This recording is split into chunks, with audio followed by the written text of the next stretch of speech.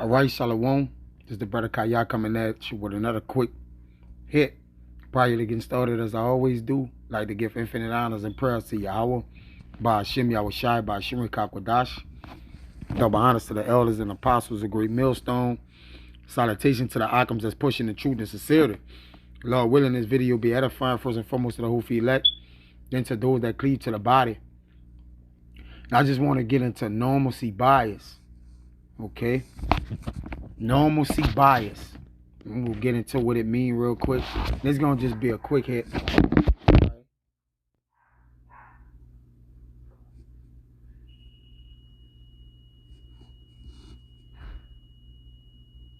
It's lucky.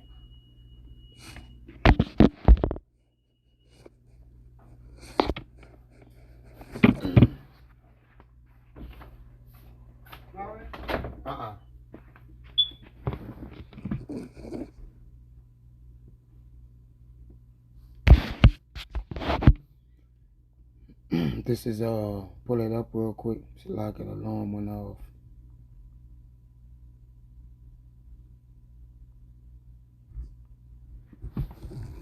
Yeah, this is it. Just you pull it up on regular Google. It says normalcy bias or normality bias is a cognitive bias which leads people to disbelieve or minimize threat warnings. All right, for a long time, our people have ignored the prophets. All right, they have ignored the watchmen of the Lord. But it's going to come a time when, okay, not only their ignorance is going to backfire on them, but there shall also be a judgment for their ignorance. All right, because you see in the meme here, it says, is it a right to remain ignorant? Right? So basically, is it righteous to remain ignorant? Then you see the airhead guy here. It says, I don't know, but I refuse to find out. And that's what our people are scared of, the truth of things. All right, the reality of things. All right, and what they have done, it have killed our people. All right, it says my people are destroyed for the lack of knowledge. It says, consequently, individuals underestimate the likelihood of a disaster when it might affect them, and it's a potential adverse, which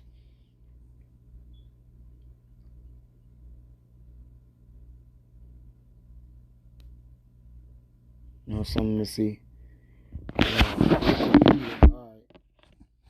Yeah, our people don't pay attention to signs. And you start to look around the world, they got uprising in France. All right, they got a lot of uprising against the government in different countries. All right, they got a dollar crisis all over the world. All right, you got BRICS and all the nations being joined a tongue, dropping in U.S. dollars we speak. You got market crashes. You got tsunamis. All right, you got all kind of natural disasters, and you have all kind of bank collapse. There's a lot of things happening, but our people, they refuse to know, man. All right, they refuse to know, and the Lord is not with that, man. Okay, we are to be cognitive. The Lord have given us eyes and ears that we may hear and see. So our people, they just haven't got it right. They haven't figured it out. All right, this is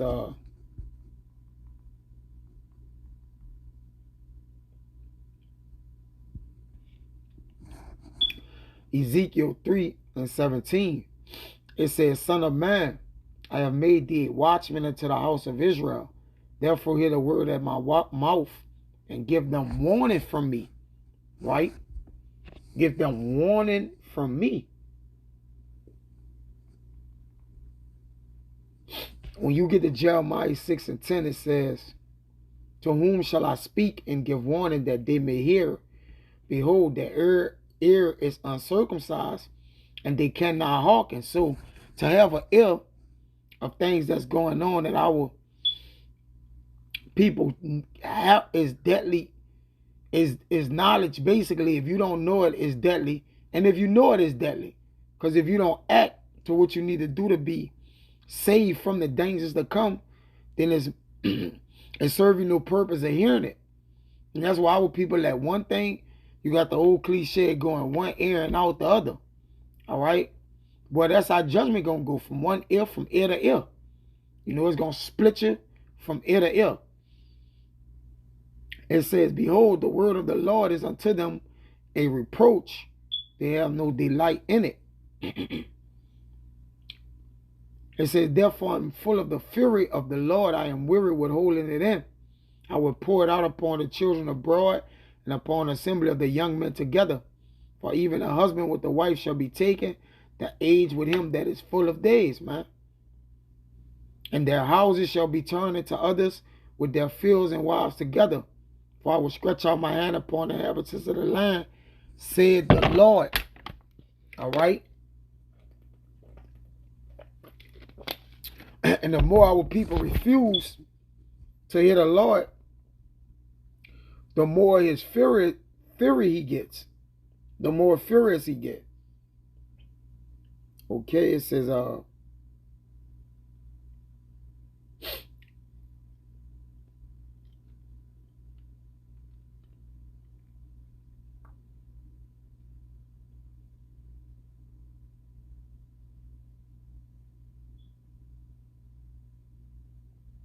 Proverbs 10 and 17, it says, he is in the way of life that keepeth instruction, but he that refuseth reproof erreth. All right? So, when you do the go and reprove men and tell them, hey, this is coming,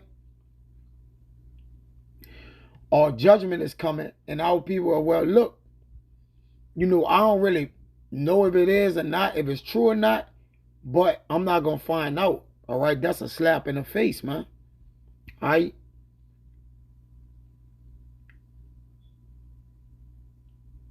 Proverbs 15 and 32. He that refuseth instruction despiseth his own soul. All right? So you only hurt yourself if you're in that normalcy body state, man. And our people have a cognitive disorder, man. Okay? The Lord give us ears where we may hear. Let me get that, man. Just lock it for my voice. Shit tore up. This Sirach 17 and 5.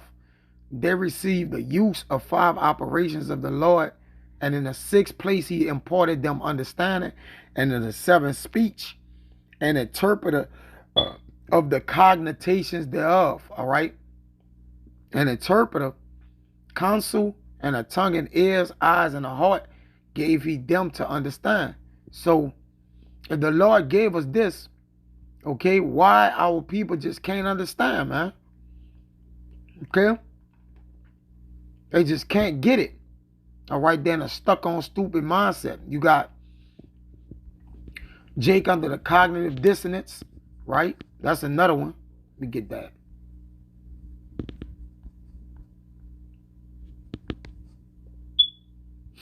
It says cognitive dissonance is the discomfort a person feels when their behavior does not align with their values or belief, which our people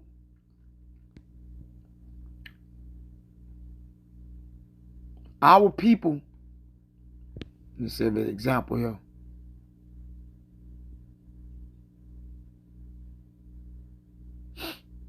Now you got examples.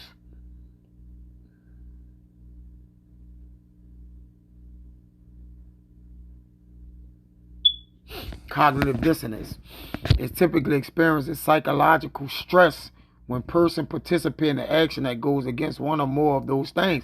So even when our people just say, for instance, you got this guy right here that says, I refuse to find out. If you try to enlighten him with finding that out, hey, this man gonna get in a mental discomfort like, man, I just told you I don't want to find out. Even if it's concerned his soul. All right? Because the thing that concerns our soul, we got to be aware of, man. I'll get this one, get out of here. This is Sirach 4 and 20. It says, observe the opportunity and beware of evil, and be not ashamed when it concern thy soul. For there's a shame that bringeth sin, and there's a shame which is glory and grace. So that shame or that ignorance is bringing sin unto you, my man. All right. And if our people don't get out of that state of normalcy bias, then judgment is going to meet them in that same state of being ignorant and going to ultimately consume them. So Abu Ratazada was edifying. Till next time, I say shalom.